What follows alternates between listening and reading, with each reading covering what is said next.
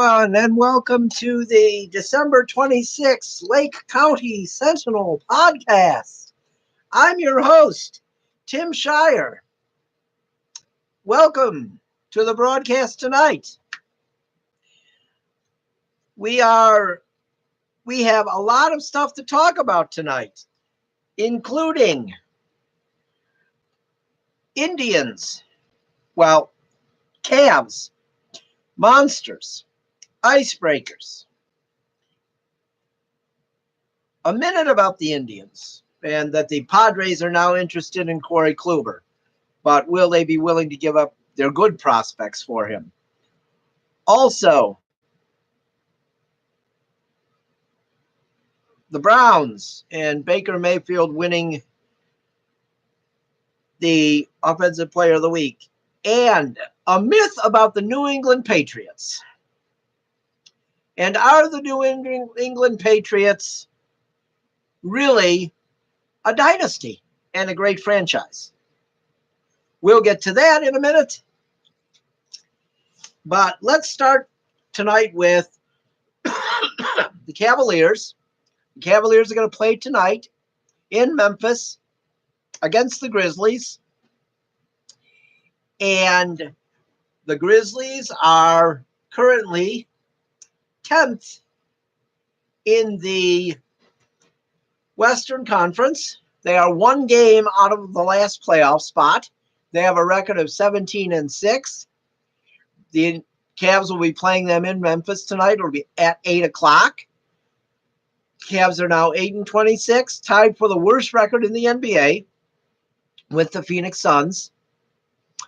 The Cavs loss the other night, I thought was very concerning.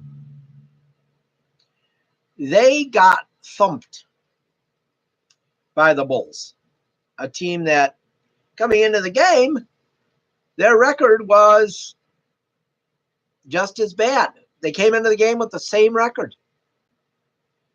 Cavs looked really bad the other night. They did not look good. And it makes me wonder if they don't improve as the season goes on, where are they? Okay, you think they should be looking a little better. All right, but to lose by 20 points to Chicago Bulls, who are not good either, is really disheartening. I know Kevin Love is hurt still. I know Tristan Thompson's now out. Rodney Hood's missed some games. But they haven't really improved much, and it makes me wonder, is Larry Drew the full-time coach, or is he really just an interim? Will he make it past this year? Will he get a second year? Will he get a full first year, which would be next year? Because he came in after the season started this year. So I don't know. But I'll tell you what. I think that that loss the other night to the Bulls was not good. And then LeBron James got injured last night in the game with the Lakers. I had said this when he left here and went to the Lakers, that injuries would start affecting him. They would start affecting his career. Obviously, I didn't want to see him get hurt. I like LeBron. Look, the guy brought us a championship. There's no one ever won a championship in my lifetime of the major sports. And, I can't root against the guy. I guess when they play the Cavs, I'll root against him. But, I can't root against the guy. But I had said when he left that I felt the injury bug would hit him during this contract, and that he wouldn't be near the player he was when he left Cleveland. He wouldn't be nearly that same player when his contract ends.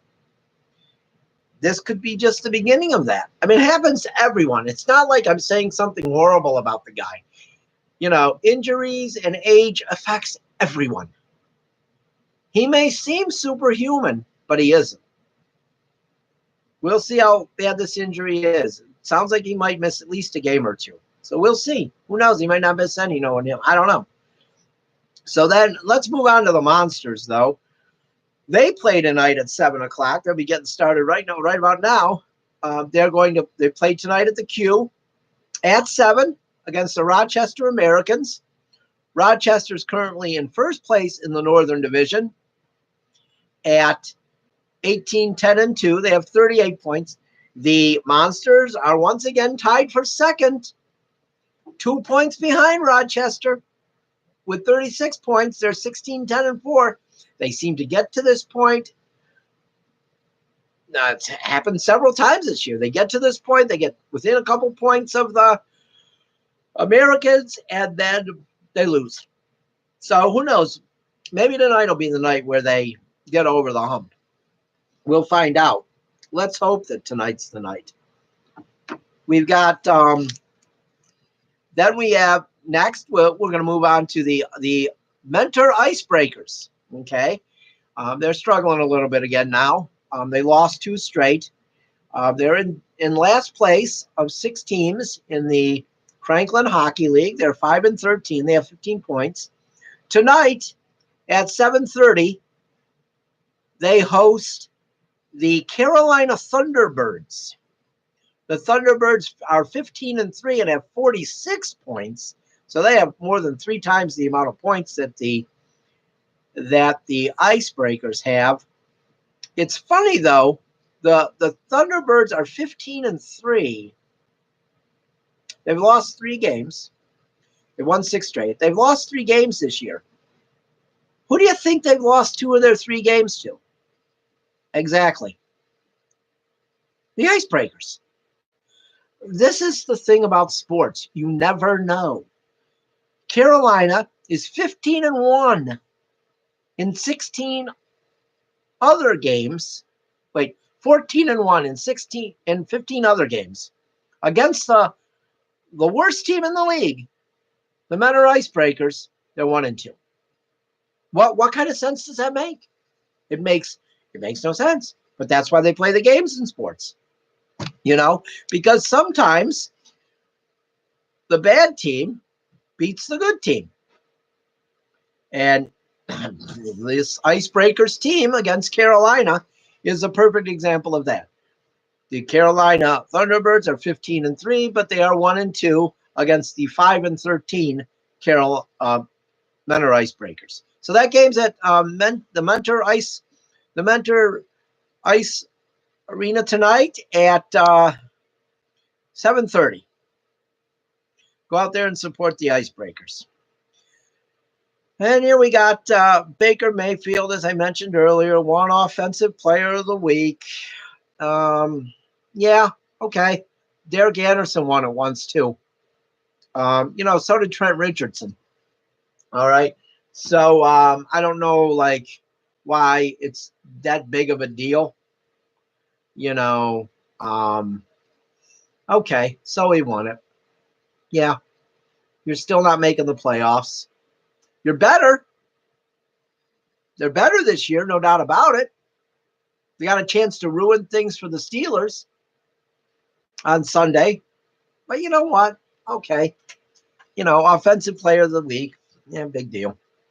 One award, I said it earlier today to my son, and of course he didn't like it, being the brainwashed Browns fan he is.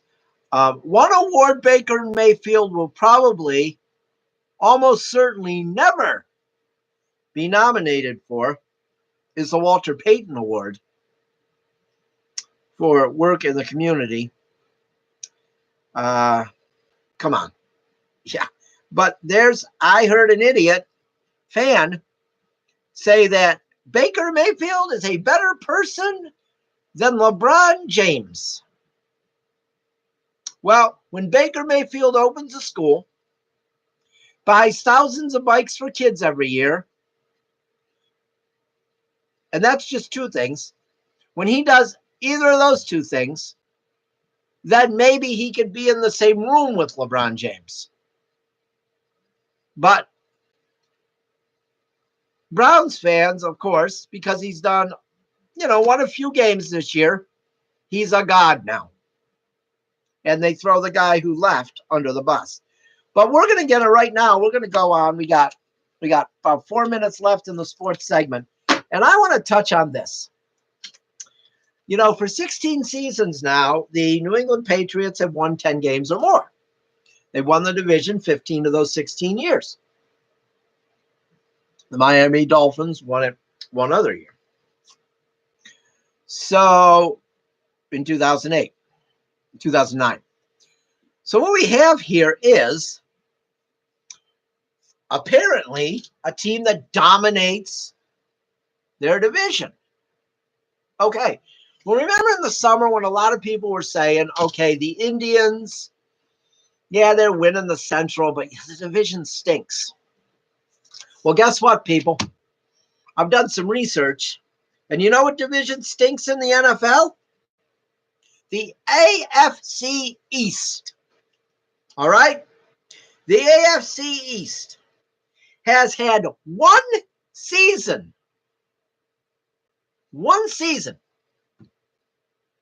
in the last 16 where they have finished above 500. Their winning percentage is about .440 in the last 16 years. The AFC East. So maybe the Patriots are not dominating that good of a division. Let's face it. Oh my God. In the last 16 years, there's been a wild card out of the AFC East 6 times. That is the lowest, tied with the NFC West. That is the lowest in the NFL. 6 wild card appearances. The lowest in the NFL comes from the AFC East. And don't tell me it's because all the Patriots dominate. No, they don't. The Patriots only play those other 3 teams 2 times each. So they lose 2 games to the Patriots. They got 14 other games to play. So don't tell me that it's because they're dominated by the Patriots. Those 3 teams combined play 48 games every year. Only 6 are against the Patriots. How come they can't win more than they lose? Because the division stinks. So my question is, if the New England Patriots were in the AFC North, or if the New England Patriots were in the NFC East, or the NFC North, or the NFC South, or the AFC South, or the AFC West, all the divisions that are better than the AFC East, how many games, how many Super Bowls, how many division championships would the Patriots have if they weren't in this horrible division? The AFC North has had 10 wild card teams in the last 16 years. That's most in the NFL. The NFC East is next. They have had 9. They haven't had a lot recently, but they had a lot in the mid-2000s to late 2000s. The NFC North has had 8. They've been pretty consistent recently. The AFC South, AFC West, and NFC North, South have had 7 each. They've been up and down. The AFC South hasn't been great lately. The AFC West has been better maybe the last 6 years. And the South, well, they've been in between. But they've all been better than the East in the AFC. So remember that, Patriots fans. Your team plays in the worst division in football. Maybe that's why you dominate. So if you're a Clevelander and you're a Patriots fan, don't rip on the Cleveland Indians for being in a weak division, because your team is in a weak division also. Your team is in a weak division also. And you sound like an idiot if you're going to say stuff about the Cleveland Indians being in a weak division when you're when you are too. We'll be right back after this with the second half of the Lake County Sentinel Podcast.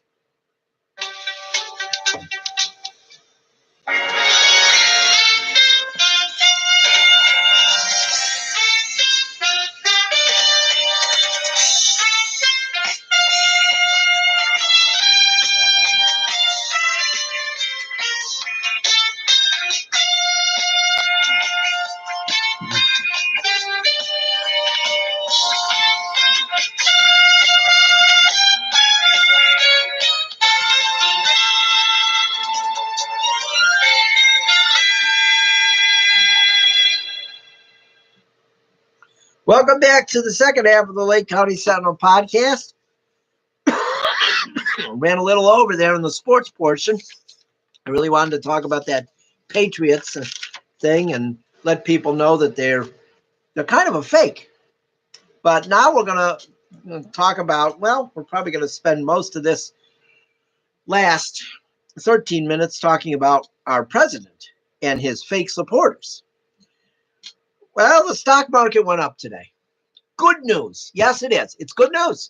I do not root against the stock market, even though some people who believe I only believe in my precious Obama think that I root against the stock market, and the guy who called me the worst person he's ever known think I root against the stock market. I do not. I do not root against the stock market. So it was great that it was up 1,086 points today. That does not erase the fact that the market is still down 1,946.01 points for the year, and the fact that the stock market went up 3,491.05 points in Barack Obama's first 2 years in office, and it has only gone up 2,966 points in Donald Trump's first 2 years in office. Therefore, economic-wise, as most of us normal thinking human beings knew, Barack Obama was a better president for the economy than Donald Trump. Once again, busting the GOP myth that they are better for the economy when we know they're not. Let's move on.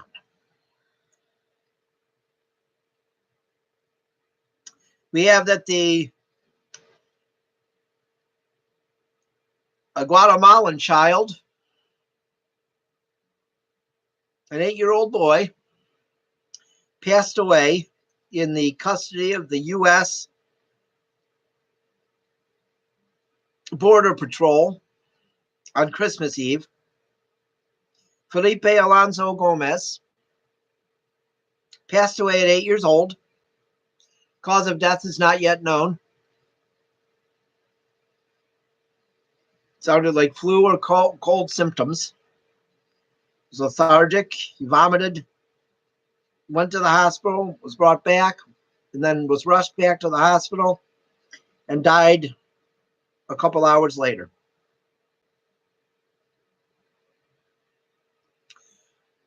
I just wonder how his parents found out. How did his parents find out that their 8-year-old son had died? And they weren't even able to be there with him when he died. Because our president thinks separating children from their parents is okay, and we'll just blame the parent. What a bastard he is. He's a bastard. I'm sorry. And the people that work for him are too. To me, it makes no sense how people could support this guy. I guess they don't look at immigrants as human beings. because their skin's a little darker. So, they're not human beings. They're like Melania. Her skin's white. She was an immigrant, but they like her because her skin's white. Then I have a problem with most Canadian immigrants because, their skin's white. I'm going to say this every night. I'm going to push this every night. This is a racial issue if I ever saw one. It's a racial issue if I ever saw or heard one. That's what the border wall is all about. Skin color. Build a wall at the Canadian border if you really want security, because they come in through there too. Let's move on. We're going to talk about, I talked about the death of the child, Felipe Alonzo-Gomez. But I was criticized yesterday on social media. I was criticized because I posted that we needed a day without political talk. And I was criticized. They brought up, the person brought up that the child died in U.S. custody. And I saw that. I got the alert on my phone. And I felt bad that this child died. But,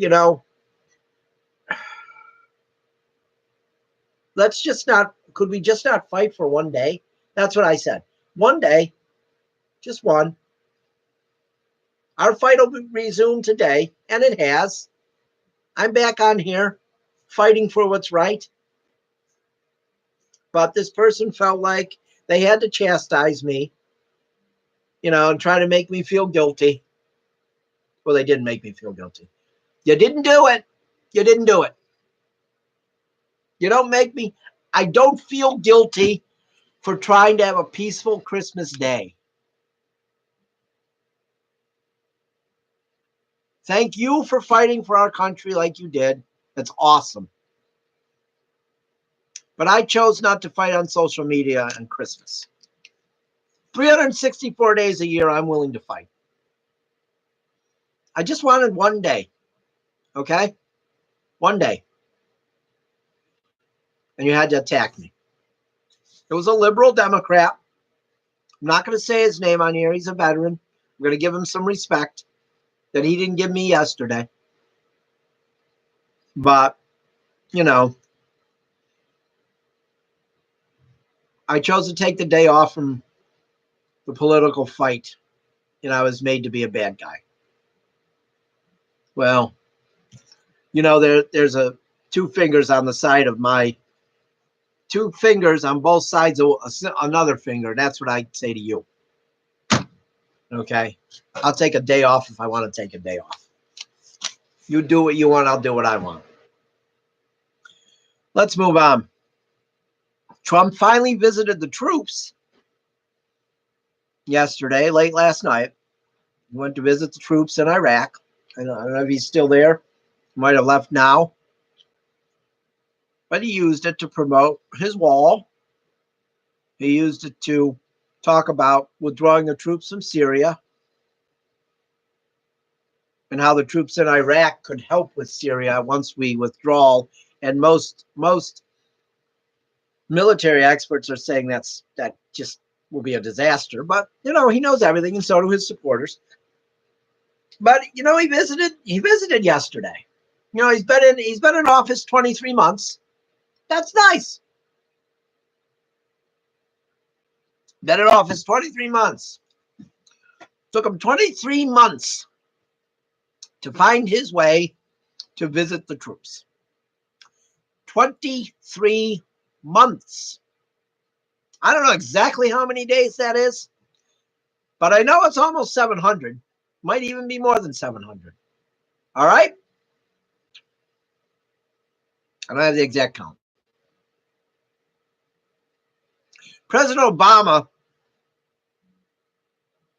who Trump's racist supporters criticized for everything, President Obama visited the troops on his 76th day in office and stayed for 3 days in Iraq. Bush was in office for 23 months. Then President Bush or President Obama visited the troops in Afghanistan in his 14th month in office. That's 9 months before 23 for you Trump supporters who have trouble with facts. So are you going to criticize him for this? Of course you're not, because his skin is white. I'm going to say it. I'll come right out and say it. I don't care. Call me a race baiter, because that's what you do when people present the facts that show you're a racist. You call us race baiters. No, we're not race baiters. You're the racist. We're just pointing out that you're a racist. And I'm going to point out the good things my precious Obama had done.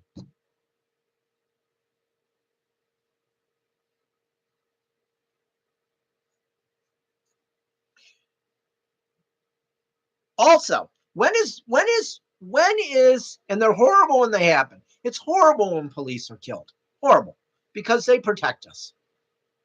But when is Donald Trump going to attend a policeman's funeral?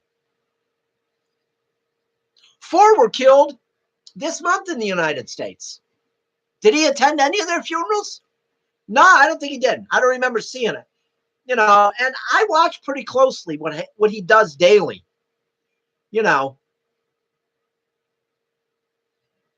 I didn't see him going to any funerals for any of the policemen that were tragically killed. But these same people criticize President Obama for not going to enough funerals, police funerals, because he was anti-police. Well, I don't think he's anti-police. He went to several funerals. I'll tell you who seems to be anti-police, Donald Trump, criticizing the FBI, the highest law enforcement agency in the country. I don't know. He seems to maybe be anti-police and hasn't attended one policeman's funeral since he became president of the United States. Not one.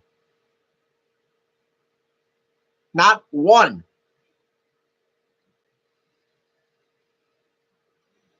But you'll continually stick up for this guy because he has white skin. And the other president before him did not. Therefore, in your eyes, he was evil. So you were against him from the second he got in office. No matter what he did, he was evil to you. Well, we know who the real evil is. And it's you. It's you, and it's the president that you're supporting now. You don't have to wear white hoods for us to know who you are. Okay? We know who your grand marshal is, your grand leader, and it's Donald Trump. He doesn't have to wear his white hood either. You wanted me to get back to it today? To the fight? I hope you're happy because I did. I hope everyone has a nice night. We'll be back tomorrow. Have a good night, everybody.